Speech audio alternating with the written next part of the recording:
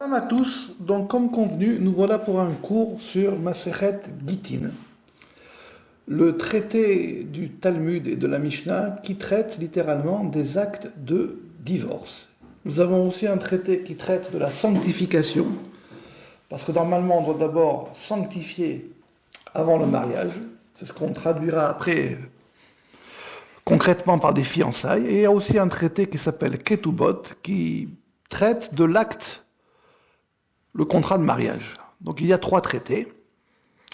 Et chez Masechet Gittin, je vous ai envoyé une traduction que j'ai un peu arrangée de la première Mishnah et de la dernière Mishnah. Et je viens de vous envoyer une traduction là aussi que j'ai un peu arrangée de ce que la Torah nous dit à ce sujet-là. Donc une phrase, quand un homme aura pris une femme, littéralement et cohabité avec elle ou Baaléa, ça veut dire il sera allé sur elle. Donc on traduit par cohabiter. S'il n'a pas trouvé grâce à ses yeux, si elle n'a pas trouvé grâce à ses yeux, parce qu'il aura trouvé en elle Ervat Davar, littéralement une parole dénudée. Davar, parole, Ervat, dénudée. Il lui écrira Sefer Kritout, alors ce n'est pas un acte de divorce, Karet ça veut dire retrancher, donc un livre de retranchement. Il lui remettra dans sa main et il la renverra de sa maison. Ça c'est littéralement ce qu'il y a marqué. Donc voilà le verset qu'on trouve dans la Torah. Sur ça, les sages vont, pendant quasiment, si je ne dis pas de bêtises, 1500 ans, entre le moment où on a reçu la Torah à peu près, et le moment où la Mishnah a été rédigée, vont donc comprendre cela, et ils vont le rédiger.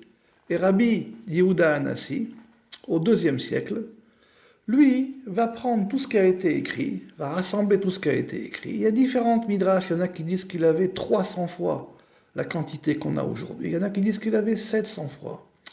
En tout cas, il avait beaucoup plus que ça. En tout cas, tout ce qui est marqué dans la Gemara, dans le Talmud, tous les enseignements dans le Talmud qui sont marqués, il les avait. Donc c'est volontairement qu'il a rédigé de cette manière. Et donc, comme je vous l'avais déjà dit dans d'autres cours, quand on étudie quelque chose, il y a 2 manières de voir. Soit on prend des mots ou un groupe de mots et on descend dans la profondeur des mots. C'est une manière qui parfois est nécessaire pour comprendre certaines choses. D'ailleurs là on vient de le faire quand on a dit une parole dénudée, un livre de retranchement, ainsi de suite. On est rentré dans la profondeur des mots. Il y a une autre manière de faire qui est complémentaire, c'est on attache comme si on attachait un fil au début du premier mot jusqu'à au moins une phrase. Ici, c'est-à-dire un enseignement, une Mishnah, un enseignement. Ou bien on peut le faire avec un chapitre. Quel est le fil conducteur qu'il y a dans un chapitre? On peut aussi voir quel est le fil conducteur qu'il y a du début à la fin. C'est ce qu'on a fait ici. Je vous ai envoyé la première et la dernière Mishnah. Et donc la première Mishnah, elle dit comme ça, celui qui apporte un guet, littéralement, Mibdina Tayam, de l'autre partie de la mer. La Gemara expliquera, il s'agit d'autres villes. Et elle va discuter de quelles villes on parle, est-ce que ce sont des villes en dehors des Eretz Israël, en tout cas, d'ailleurs. Mais le terme employé dans la Mishnah, c'est Mimdina Tayam, de l'autre côté de la mer. Une ville de la mer, ça veut dire de l'autre côté de la mer d'Israël. Il doit dire en ma présence il a été écrit, en ma présence il a été signé. Et après il y a une discussion pour savoir exactement de quelle ville on parle. Ça je mets de côté. La dernière Mishnah, elle dit comme cela. Beth Shammai a dit, un homme ne devrait pas se séparer de sa femme à moins qu'il ne l'ait trouvée coupable d'une conduite inconvenable. Comme il dit, parce qu'il a trouvé en elle une parole dénudée, quelque chose d'inconvenable. Beth Hillel dit qu'il peut se séparer d'elle, mais elle a simplement brûlé son plat. Parce qu'il est dit, il a trouvé en elle une chose inconvenable. Et Rabbi Akiva, il dit, il peut même se séparer d'elle s'il a trouvé une autre femme plus belle qu'elle. Comme il est dit, elle n'a pas trouvé grâce à ses yeux. Si on fait attention à la dernière Mishnah, tout s'inclut dans les paroles de Beth Hillel.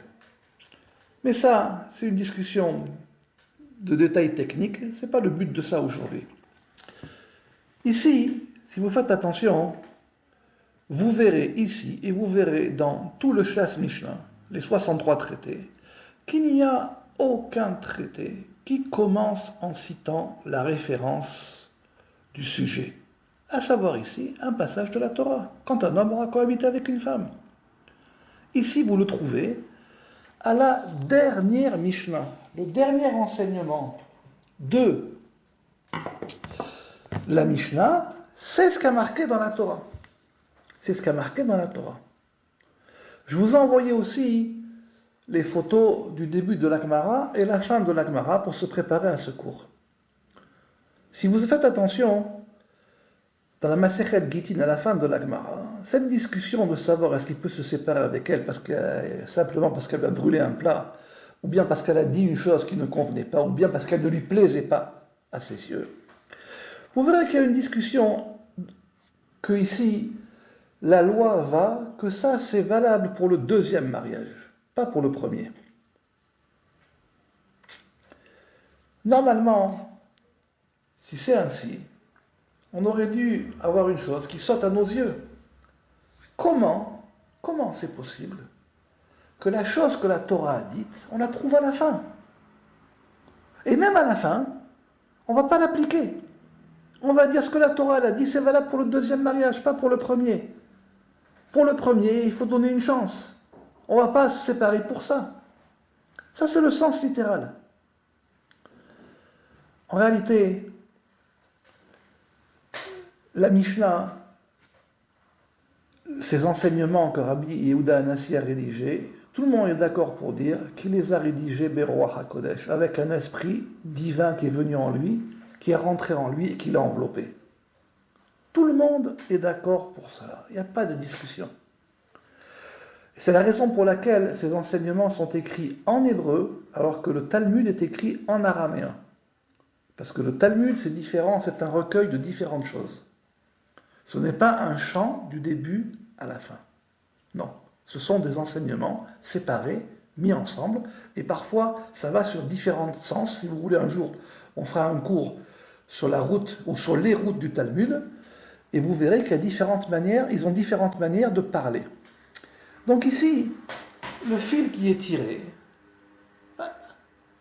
c'est un fil finalement qu'on parle de ce qui a été dit dans la Torah à la fin, et même à la fin, on ne va pas d'après ce que la Torah elle a dit. Normalement, ça devrait faire tilt. Donc ce que la Torah elle a dit, c'est un point de départ. C'est ce que je vous dis à chaque cours. L'Agmara et la Mishnah ne se sont pas gênés pour le mettre comme un point de départ. Et ça ne leur cause pas un problème. Il y a un principe dans la Mishnah. Ce qui a été écrit, c'est comment les Tanaïm, les sages de l'Antiquité, et même avant eux, depuis 1500 ans avant eux, depuis le don de la Torah, ont compris ce que la Torah a dit. Retenez ça. Ce qui a marqué, c'est comment les sages ont compris ce que la Torah a dit. Ça veut dire quoi? La Torah, c'est une Torah écrite, donc elle ne bouge pas, elle est stagne, elle est écrite, elle ne peut pas bouger. Et à l'intérieur de cette écriture, il faut retrouver un mouvement. Il y a un mouvement de la mitzvah. Parfois, il se comprend, parfois il ne se comprend pas. Ici, il ne se comprend pas. Très difficile à comprendre. Ça, je vous l'avoue. Donc c'est comment est-ce qu'ils ont compris ce mouvement qu'il y avait dans la mitzvah. C'est comme si quelque part, il y avait un corps mort devant nous et on devrait le remettre à vivre. Il devrait se remettre à bouger. Et il y a un sens du mouvement pour le remettre à bouger. Donc ici, celui qui apporte un guet, celui qui apporte un guet de l'autre côté de la mer.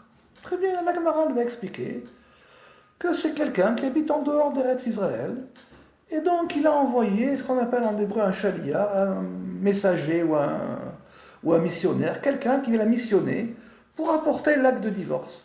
Très bien. C'est ça que la Gemara a dit. Mais ça, c'est pas lié à la fin. Ça, c'est pas lié à la fin. Si vous dites que c'est uniquement ça, il n'y a pas de lien entre le début et la fin. Tout le monde vous parle. Yichud, Recha et Sefa. L'union du début et la fin. Quand le début et la fin se rencontrent, c'est le dévoilement. Pas moi qui l'ai dit, tout le monde en parle. La source est dans le Zohar, mais après tout le monde en parle. Mais en parler, c'est gratuit, ça coûte rien. Le prouver, c'est plus compliqué. Prouver, c'est toujours plus compliqué. Parler, ça coûte rien. Dire j'ai une idée, je pense que, ça, c'est gratuit, tout le monde peut en avoir. Mais lorsque le début et la fin se relient, c'est un peu comme un système électrique, ou comme un cycle de l'eau, puisque le système électrique n'existe pas dans la création du monde, en tout cas pas directement. Comme le cycle de l'eau. Donc ça amène la vie, il n'y a plus d'interruption.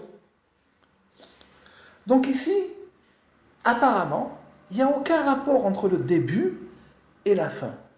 Celui qui apporte un guet, un acte de divorce, de l'autre côté de la mer. Et la fin, un homme ne devrait pas se séparer de sa femme à moins qu'il ait trouvé coupable. Avant d'aller plus loin, on va faire très attention. Le mot acte de divorce, un guet, c'est le langage que les sages ont employé. Ils n'ont pas employé le mot de la Torah, Sefer Keritut, un livre de retranchement. Ils ont utilisé le mot get, parce que karet, ça vient du mot karet, c'est retranchement, c'est aussi les lettres de keter, couronne. Donc, voilà donc que le mot get, à savoir acte de divorce, n'est marqué que dans la première Mishnah, si vous faites attention. Dans la dernière Mishnah, le mot get, acte de divorce, il n'est pas marqué, il y a marqué Garesh. D'où ça vient cette histoire de Garesh? Ça vient quand Adam Arishon, quand le grand architecte, il a renvoyé le premier homme, Vaï Garesh Oto Migan Eden, il l'a renvoyé, pas marqué qu'il a divorcé. Il l'a renvoyé. Alors Garesh, c'est renvoyé dans le sens de séparer. Il l'a éloigné, on va dire. Garesh et Ha'ama Azot. Garesh ne veut pas dire divorcer. Ça veut dire renvoyer, séparer, éloigner. Donc si vous faites attention, la première Mishnah, elle emploie le mot get, acte de divorce. Mais la dernière, elle ne parle pas d'acte de divorce. Elle parle Garesh. Première chose. Qu'est-ce qu'on apprend de la première Mishnah si on va plus loin? Ameviya get lemdina tayam, celui qui apporte un get de l'autre côté de la mer. Ce qui veut dire physiquement qu'il est séparé en tout point de sa femme. Et sa femme est séparée en tout point de lui. La preuve, c'est qu'il doit y avoir un missionnaire qui va apporter l'acte de divorce. Donc, la première Mishnah où on parle d'un acte de divorce de manière claire et sans discussion possible, on parle d'un homme et d'une femme qui sont physiquement séparés, qui n'ont aucun lien entre eux. C'est ça que la Mishnah elle a voulu nous enseigner. Un acte de divorce, il n'a d'effet qu'à partir du moment où l'homme et la femme sont complètement séparés et qui n'ont plus aucun lien entre eux. Voilà le lien entre le début et la fin, ou en tout cas le premier lien. Et qu'est-ce qu'il y a entre eux? Il y a la mer. Il y a l'eau qui coule, qui les sépare. Ils n'ont pas de lien. Il y a la mer qui coule au milieu. Donc ça, quand les choses sont séparées et qu'il n'y a pas de lien, l'acte de divorce peut être apporté. Un mevia get. Ça veut dire quoi? Il peut être apporté. Ça veut dire qu'il peut être actif. Il peut être actif. C'est quoi le get? Vous voyez que les sages ont changé le nom. Ça aurait été plus simple de garder le nom qu'on a reçu dans la Torah. Le nom que le grand architecte nous a donné. Là aussi, vous voyez que ce n'est pas le nom qu'on a gardé. Parce que ça, c'est un point de départ. Et le point vers lequel on va, c'est le get. Comment on écrit get en hébreu? Un gimel et un tet. Si vous retournez les lettres de get, vous obtenez quoi? Un resh et un nun, une lumière. Une lumière. Le get, l'acte de divorce, c'est censé apporter une lumière. C'est pour ça que la Tosfot nous dira que le get, Gimel et Tet, Gimel valeur numérique 3, Tet valeur numérique 9. 9 et 3, 12. Il doit avoir 12 lignes. C'est quoi 12 lignes?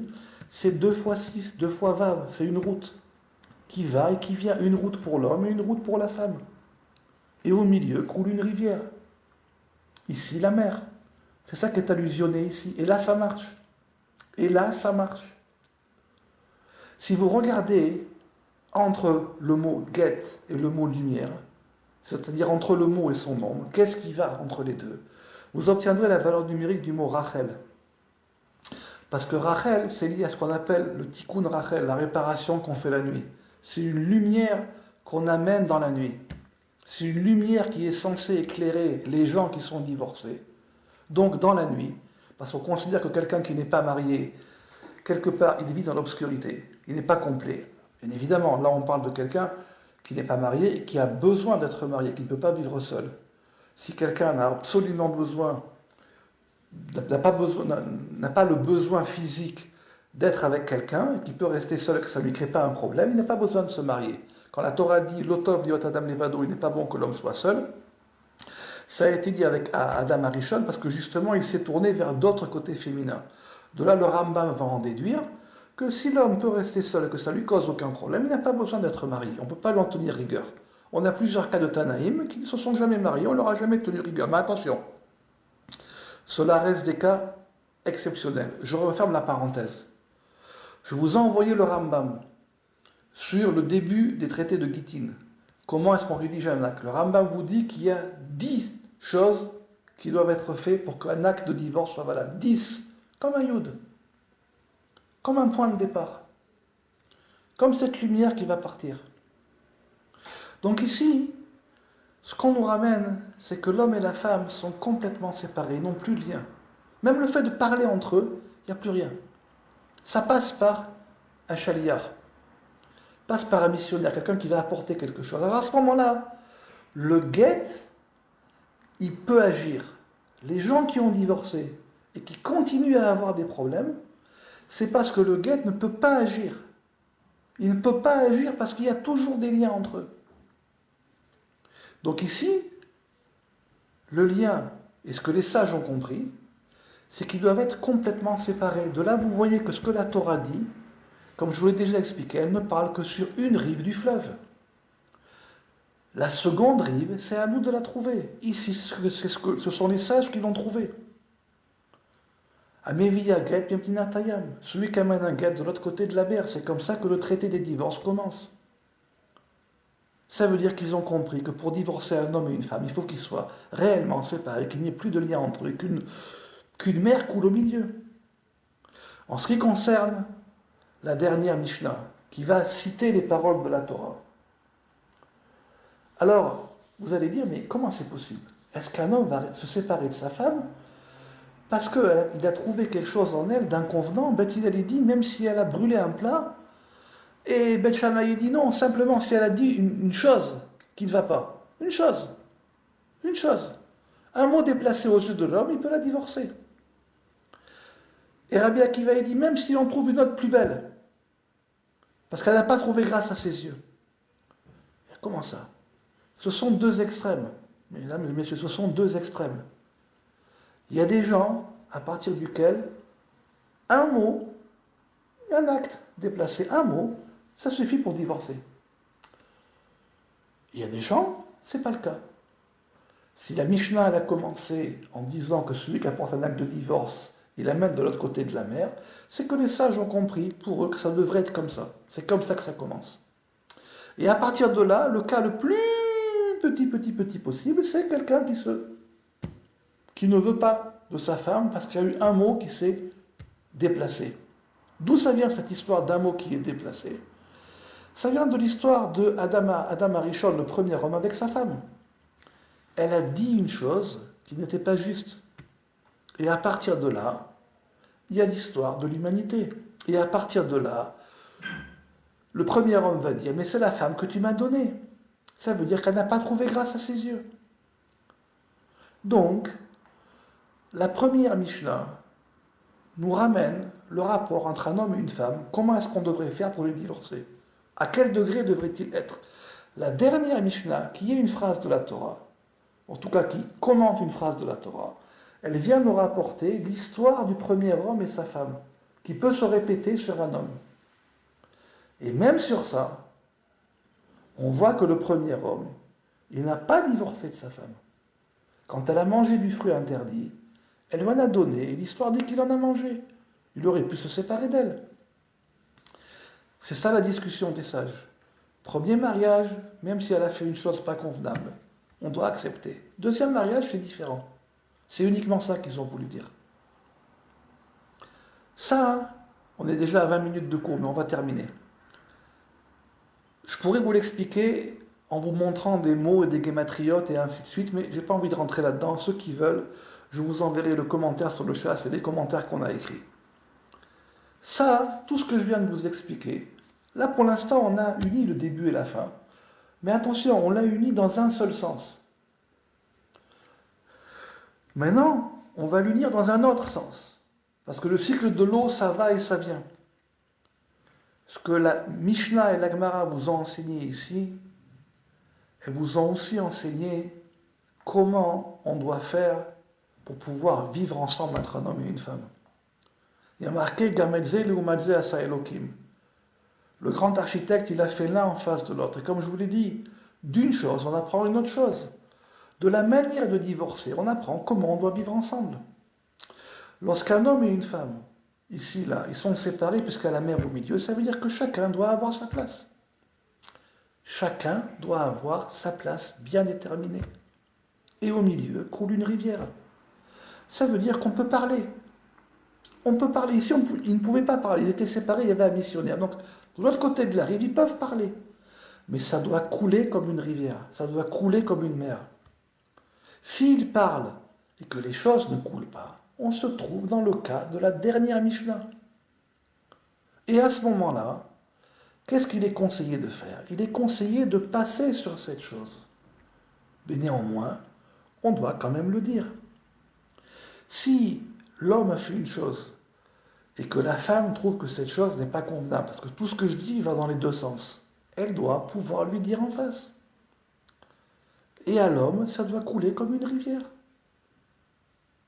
Et de la même manière, si une femme a fait quelque chose à un homme, et que l'homme s'est senti vexé, ou froissé, ou touché, on va dire, voilà le mot juste, touché, il doit être capable de pouvoir lui répondre, et elle ne doit pas être capable de se vexer.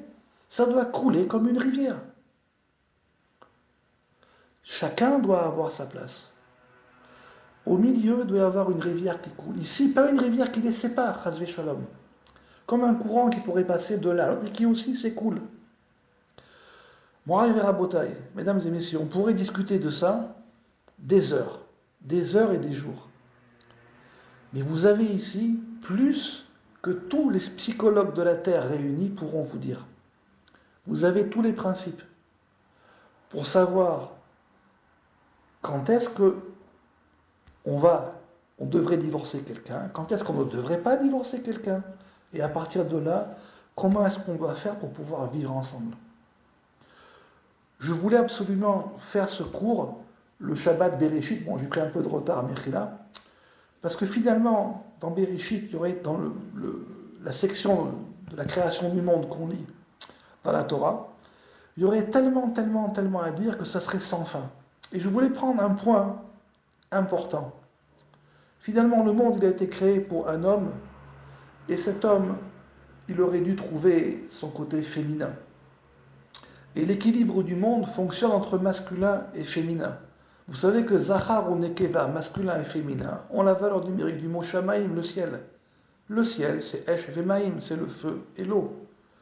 Donc ici, on a le rapport à l'eau qui est ramené dans la première Mishnah, celui qui amène un acte de divorce de l'autre côté de la mer. Et dans la dernière Mishnah, il a trouvé un acte, il y a une parole déplacée qui a été faite. On a le feu. Donc on trouve bien cet équilibre des forces. Là aussi, on pourrait parler sur l'équilibre des forces sans fin. Le feu est contenu à l'intérieur de la terre, c'est le magma, et la majorité de l'eau recouvre la terre. C'est ce que certains iront étudier plus tard dans le Harizal, Chassadim et Gvorot. L'équilibre entre Chessad et Gvura, et ainsi de suite, aussi dans la Hydrazuta. Mais vous voyez que tout est marqué ici.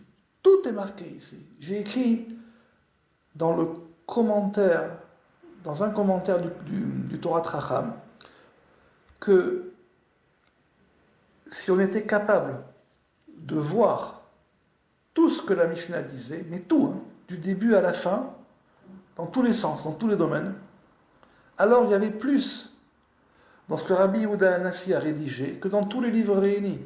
Je l'ai écrit, je n'ai pas eu peur à l'écrire.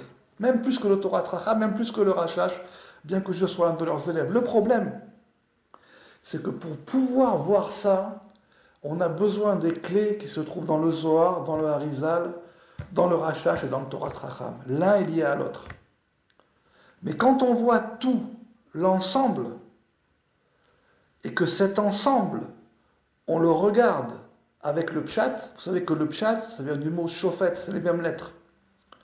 Parce que c'est le pshat qui va révéler si tout ce qu'on a étudié tient la route ou pas. Avoir une idée dans la conception de la convention d'écriture, les mondes, les séphirotes, et non, je pense que Keter n'est pas là, il est comme ceci, il est comme cela, et ainsi de suite, ça n'engage à rien. Ça n'engage à rien, parce que concrètement, pas de réalité physique. Mais quand vous prenez une conception, que vous sortez de la convention d'écriture, et que vous l'amenez à une réalité, dans les 4 portes de la Torah, elle arrive à la fin au pshat, c'est les lettres de Shofet. Et donc c'est le pshat qui va révéler si ce que vous avez pensé a une réalité physique ou non. Ici, on a fait en sorte que la première Mishnah et la dernière ont une réalité physique. Et pour terminer, si vous prenez le mot keritu, donc ça vient du mot karet, karet c'est retranché, ce sont les lettres de Keter, d'après la convention d'écriture, la première sphira, inversée. Pourquoi? Parce que quelqu'un n'est plus accroché à la chose, il n'a plus de couronne sur sa tête, il a perdu sa couronne. Maintenant, si vous retournez, si vous regardez l'ombre des lettres de Keter, Chaf, ça va donner Lamed, Tav, ça va donner Aleph, et Resh, Gimel, littéralement, Gal, Aleph. Dévoile un Aleph, dévoile une unité. Le Karet, celui qui est retranché, il a perdu l'unité. Il faisait un avec sa femme ici, c'est terminé. Il redevient seul. C'est la raison pour laquelle les sages ont dit qu'il faut rédiger quelque chose qu'on ne va pas appeler Karet, qu'on va appeler Get. 12 lignes. Un vav pour elle, un vav pour lui. Et ça, c'est censé apporter une lumière. Et cette lumière-là, c'est Rachel qui l'amène. Et c'est elle qui vient et qui va l'éclairer. Je terminerai avec autre chose, puisque j'ai dit qu'il faut tout lier. Le mot get, Gimel, tête, 3, tête. Tête, quand on le retourne, c'est Nun. C'est quelque chose qui est lié à la Shrina. Shochen, Sheyechen. C'est quelque chose qui est lié à la Shrina. C'est la lettre de la Shrina, c'est le Nun Sophite, c'est le Nun. Donc 3 têtes, ça veut dire quoi 3 têtes? Ça veut dire quoi 3 têtes? Pourquoi 3? Quand j'ai dit que dans le mariage, il fallait sanctifier les choses avant de marier. C'est pour ça qu'il y a un traité qui s'appelle Kiddushin. Dans Kiddushin, on sanctifie les choses. Où est-ce qu'on sanctifie les choses? Où est-ce qu'on voit qu'il faut sanctifier les choses? On les sanctifie le vendredi soir. On fait le kiddush, la sanctification. Et le kiddush, on le fait avec du gefen. Du gefen. Du vin. Gefen, gimel, pen. 3 faces. C'est la raison pour laquelle, lorsqu'on remplit le verre de kiddush, l'intention, c'est qu'on doit rajouter, quand on le remplit, à chaque fois, on met un yud. Et on doit en mettre 7, comme les 7 yuds de la semaine. C'est comme si, quand on fait le kiddush, on devait aller chaque jour de la semaine pour trouver une étincelle de sainteté qu'on devait sanctifier. Et le vendredi soir, quand on remplit le verre du kiddush, alors à ce moment-là, on met 7 yuds. Et le verre de kiddush dévoile tout ce qui s'est passé dans la semaine. Aussi entre un homme et une femme. Aussi entre un homme et une femme. S'il y a eu entre un homme et une femme une dispute dans la semaine, pour ceux qui arrivent à le voir, quand on verse le verre de kiddush, vous pouvez le savoir. Parce qu'il se dévoile, tout se dévoile dans le verre de kiddush. Et ensuite, on doit rajouter de l'eau. Combien on doit rajouter d'eau? En vérité, dans la Torah, la mesure minimum, c'est toujours 2. Retenez ça. La mesure minimum, c'est 2, c'est 10, c'est 20, c'est 200, mais c'est un multiple de 2. La Torah commence par 2. Bereshit. Donc on rajoute au moins 2 gouttes. 7. 7 yud, 70. Plus 2 gouttes, 90. Comme le mot maïm. Comme le mot eau. Pourquoi? Parce que on a été mitgaresh, on a été repoussé, garesh, là aussi, du jardin d'Éden. Et la séparation qui permet de rentrer dans le jardin d'Éden, ce sont des fleuves. Donc c'est de l'eau. Donc en mettant 2 gouttes d'eau le vendredi soir, on retrouve un verre qui finalement n'est plus du vin, c'est plus le Hetzada, c'est plus l'arbre de la connaissance du bien et du mal. C'est devenu de l'eau. Ce qui nous permet de nous rapprocher, rentrer dans le jardin d'Éden. Et la kavana, l'intention qu'on a quand on prend le verre du kidouche, on regarde à l'intérieur 3 faces, 3 yeux. Œil droite, œil gauche et 3e œil. Et ça, c'est censé apporter une lumière. Voilà pourquoi il y a plusieurs enseignements, mais l'un des enseignements du Zohar nous dit qu'il faut inviter des gens qui sont seuls le Shabbat. D'un côté, on nous dit qu'il faut inviter des pauvres, c'est vrai, et ailleurs, on nous dit aussi qu'il faut inviter des gens qui sont seuls. Ici, notamment, seul, ça veut dire pas mariés. Parce que quand ils vont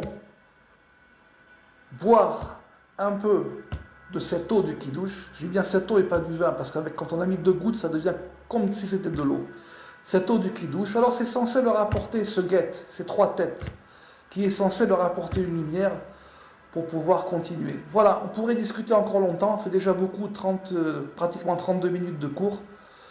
Bonne réflexion à tous sur tout ça. Vous avez vu que le début et la fin sont liés et que la manière dont les sages parlent, c'est censé nous éclairer, à condition, comme dans toute chose, qu'on aille de l'avant. Bonne réflexion et Rosh Chodesh Mevorach.